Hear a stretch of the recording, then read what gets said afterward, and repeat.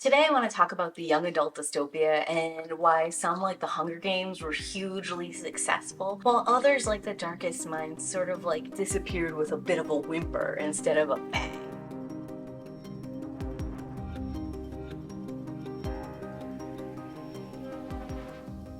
Both series are really good in different ways for different reasons. And part of what inspired me to make this to start with is the fact that I was reading The Darkest Minds earlier this year thinking, Wow, this is actually pretty good. I wonder why it didn't take off. comparing and contrasting it with the Hunger Games, that's a more successful version of the young adult dystopia formula. There are a couple of obvious reasons I just want to knock out of the way right here, right now. First of all, Hunger Games is earlier in the young adult dystopia booms, so there's a lot more interest in it and less fatigue than there might have been when The Darkest Minds came out in 2012. Second of all, The Hunger Games was made to be into a movie or some form of live action production. Baked into its premise is the idea that there are people always filming and viewing things. It's got that same like popcorn feel that watching a Survivor reality TV show would. And it also has like the glam and glitz of some of those late night talk shows. And also there's a ton of marketing tie-ins too, like the Mockingjay is a huge strong visual representation. And even though it's an imaginary bird, it's described in a way to be similar enough that we could catch the drift of it. All of these fire elements that are associated with Katniss. Each one of the districts has like some kind of symbol or element that we can easily picture. And all 12/13 of the districts sort of have their own personality and feel, so it's very easy for like young people to sort of identify and self-categorize themselves in a way that feels very similar to Hogwarts housing sorting abilities. So it just has a lot of stuff that make it very easy to catch on. And The Darkest Minds, when it launched in 2012, really didn't have a lot of those same strong elements. There's no good visualization. The color code systems for the kids with powers is not as easy for you to decide which power you would have and why.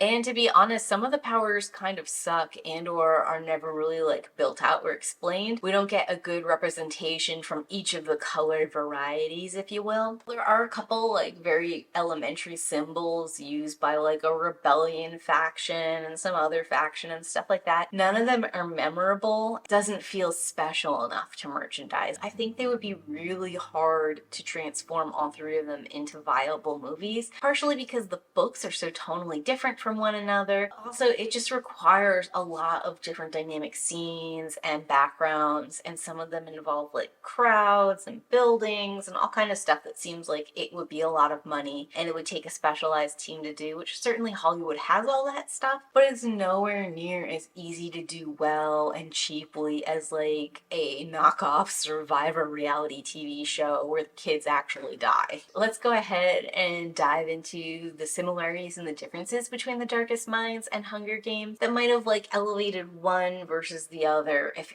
everything else had been equal in the playing field. Publishing and structural elements of the story. The Darkest Minds was first published in 2012. There were 3 main series novels with little novellas in between and a 4th novel that was made as a follow-up to a fan favorite character all grown up. The 3 mainline stories are told from Ruby's point of view, the novellas in between have different character point of views, and the 4th book, of course, is from Zoo's perspective. As a narrative thread, the stories meander and they shift drastically in tone. And there's a high level of uncertainty regarding our main character Ruby's thoughts, desires, ultimate goals. Meanwhile, The Hunger Games was published in 2008. It is 3 mainline books with 1/4 prequel that nobody wanted but exists anyways. The story is told in a limited third-person narration from Katniss's point of view. The books are broken into 3 parts with 9 chapters each. They have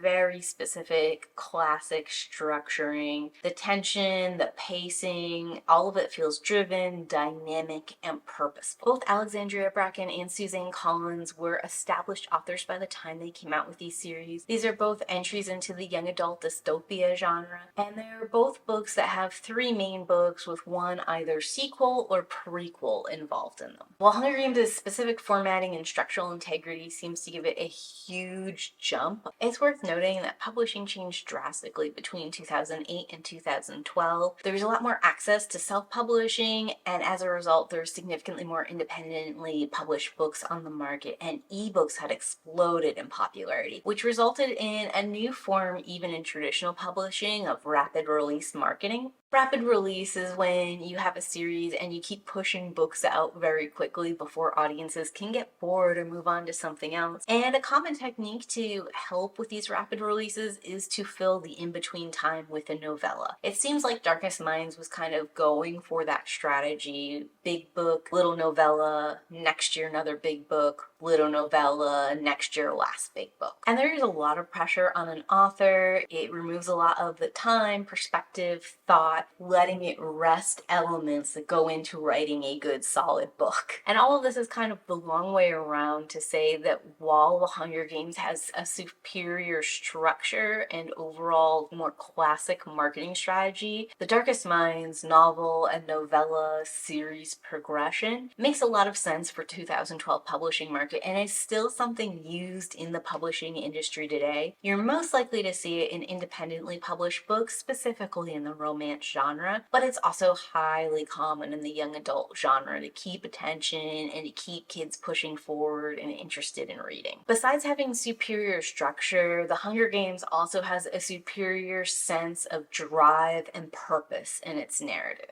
The book series starts off the day of the Hunger Games announcement. Katniss's one goal in life is to keep her family well fed and as relatively safe as possible. When her sister's name gets picked for the Hunger Games, she volunteers to protect her sister. So there's immediate drive. Katniss intends for her family to survive and live a long time, and she's willing to do whatever it takes for all of them to endure. Even though she doesn't know everything that's going on in the larger world, even though she can't guess other people's motives and intentions, and even though she's very impulsive and very rarely plans, we know that everything Katniss is doing is driving to this one goal. However, Alexandria Bracken's The Darkest Minds do not benefit from the same sense of drive. The first book is incredibly awkward and clunky compared to the other two. It's like this post-apocalypse, road trippy kind of story, where the other two books are like secret agent, undercover, gonna reveal things and get freedom for my people kind of stories. To compare it, like the first book of the Darkest Mind series is like if in the Hunger Games, instead of starting with Katniss on Reaping Day, we had started with her as a child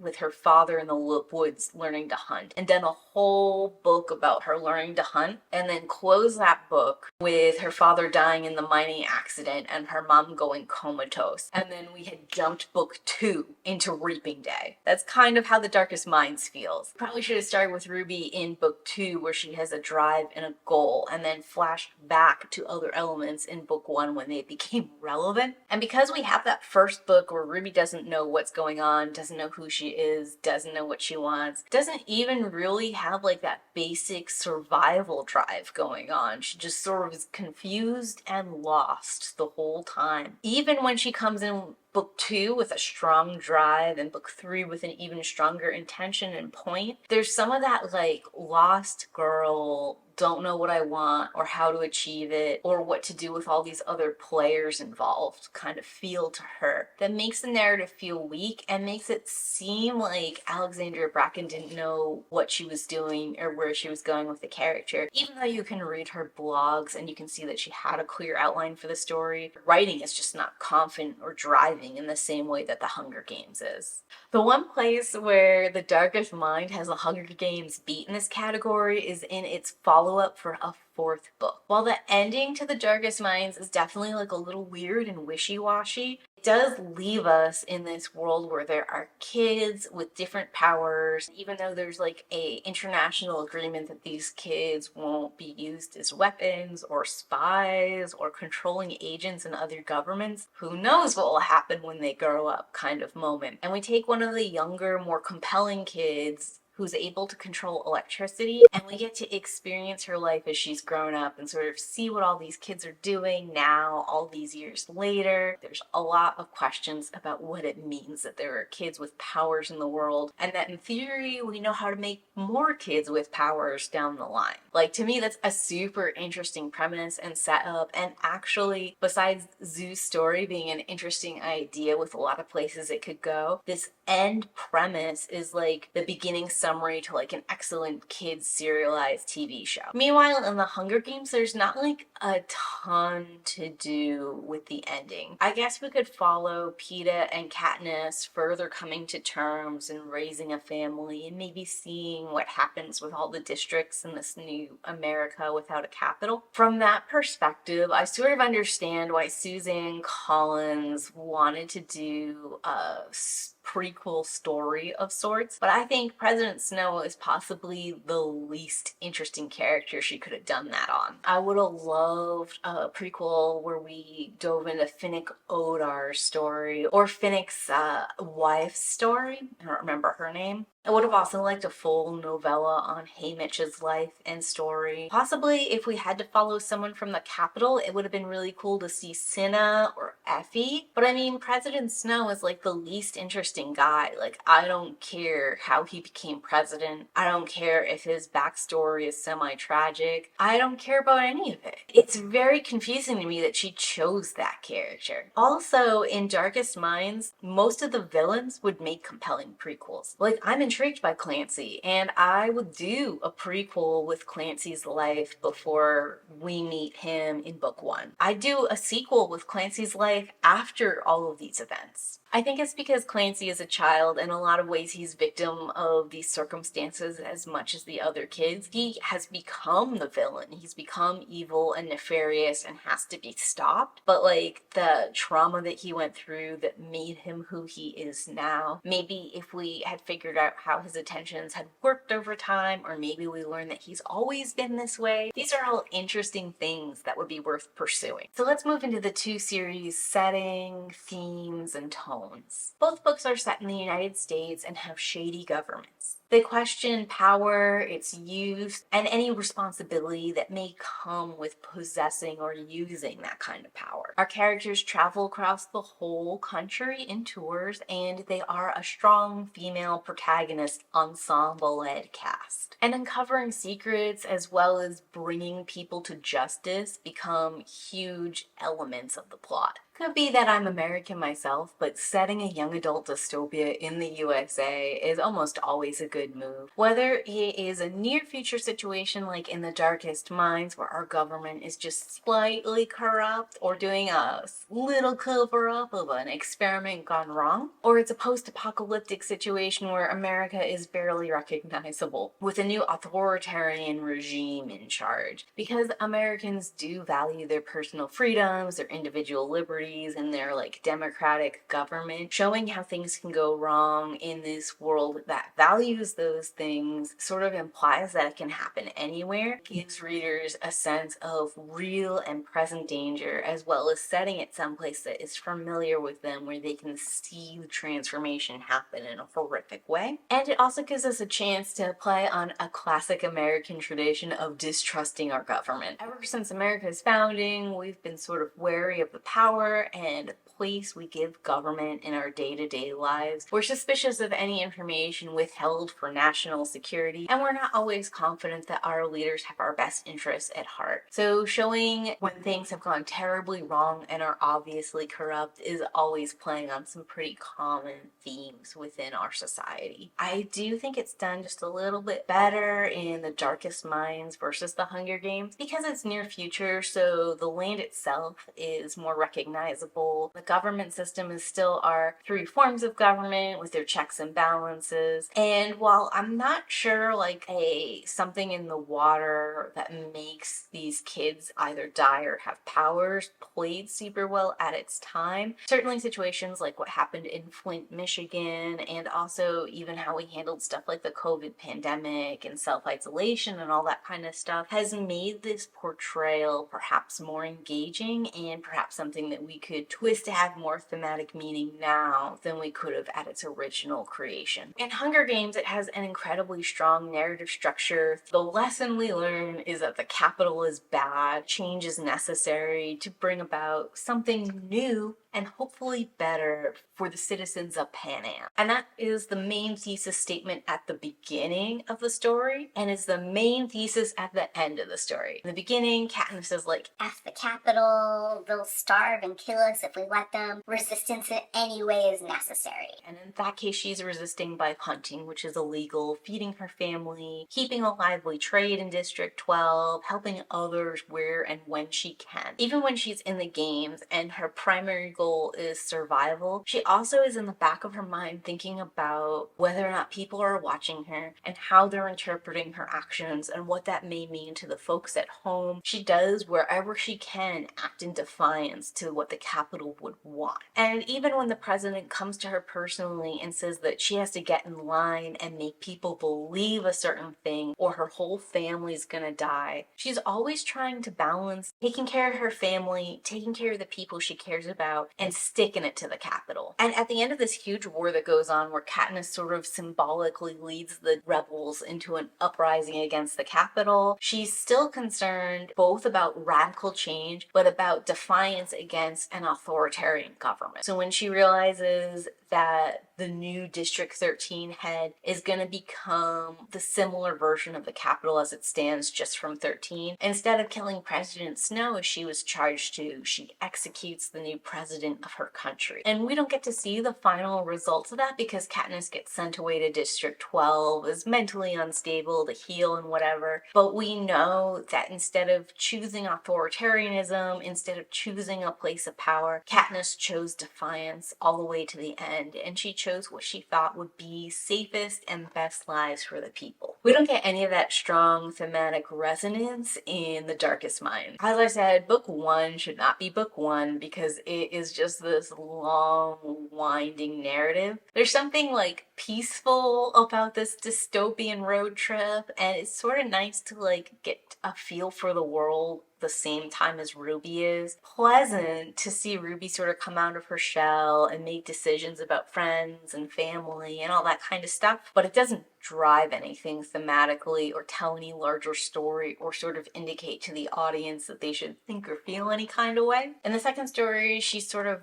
heavily focused on protecting her friends and possibly in finding Clancy and stopping him from tricking other children. And in the third book, she sort of becomes obsessed with like freeing all the kids from camps and making sure that the camps can't exist in secret anymore, which kind of feels like the thing she should have wanted from book one. But because there's no interaction between these children and their families, and there hasn't been for almost a decade, it feels very incongruent for them to be reunited with their families and quote unquote like happy to leave their friends behind and go back to a family lifestyle with a mom and dad who make decisions for them. Ruby actually loses freedom, personal agency, relationships, friendships that she's put her life on the line for, all to return to a normal status quo she hasn't known since she was 13. It feels very awkward. It feels super ham-fisted. I don't understand what we're supposed to take away from it. The parents have done a major wrong and disservice to their children in handing them over to the government. In Ruby's case specifically, it wasn't maliciously done, but for several of the children that we meet who are now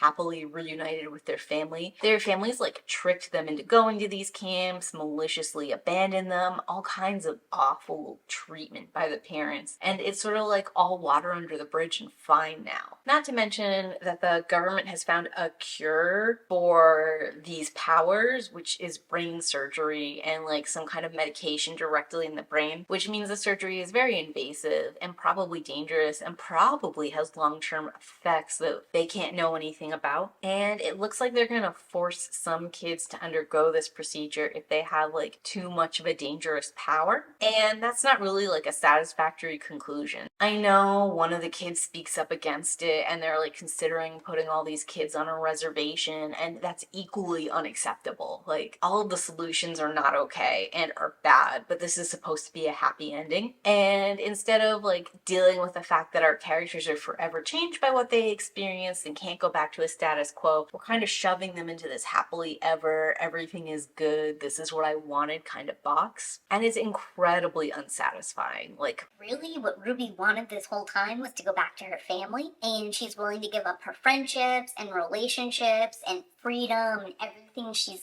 learned and become an expert in along the way for that. definitely a story that ends up being about child soldiers. At the end of the day, the child soldiers can go back home and everything can be fine. And this story came out at a time where we had good representation for like science fiction, fantasy child soldiers. Like the Animorphs comes to mind, but even the Hunger Games handles this better. And I'm just very confused as to why these children are totally fine. They learned all these different ways to fight. They killed a bunch of people.